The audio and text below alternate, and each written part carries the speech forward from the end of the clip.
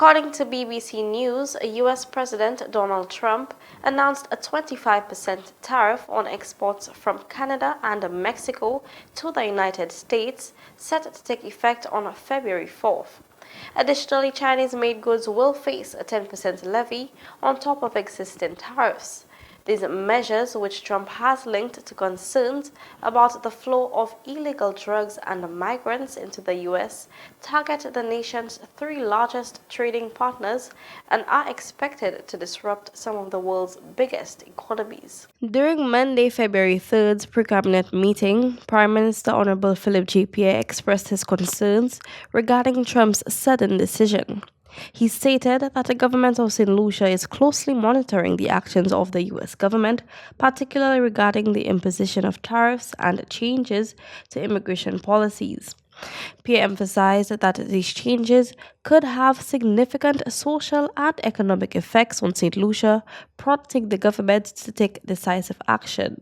The Cabinet of Ministers has formed a task force to deal with the ramifications and the possible implications of a change in both of these policies, namely the imposition of tariffs by the U.S. and the threat of the deportation of non-nationals of the U.S. Pierre announced that the task force responsible for addressing the tariffs will be led by Commerce Minister Honorable Emma Hippolyte. Additionally, a separate task force to manage immigration matters and the deportation of individuals from the U.S. will be led by Crime Prevention Minister Honorable Jeremiah Norbert. He highlighted that developments occurring outside of St. Lucia can still have a profound impact on the nation despite its small size. Pierre specifically expressed concern about how the tariffs could affect inflation, particularly the cost of food in the country. But as you know, we import many of our food and other goods from the U.S. So this is why we are creating that special task force to look at the implications.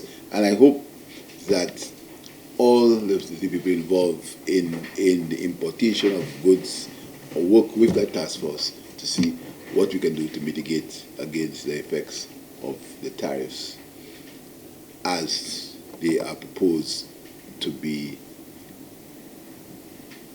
done by the U.S. starting from tomorrow. The minister also pointed out another significant decision made by the U.S. government, the cessation of foreign aid. This decision has implications for St. Lucia, particularly for several U.S.-funded programs such as the Violence Interruptions Program, sponsored by USAID, and the Community Re-Entry Program, CREP. The latter, launched in June 2024 by the U.S. Agency for International Development, USAID, aims to support inmates at the Borderley Correctional Facility as well as OASIS. These programs are currently on hold as they await final directives from the U.S. government.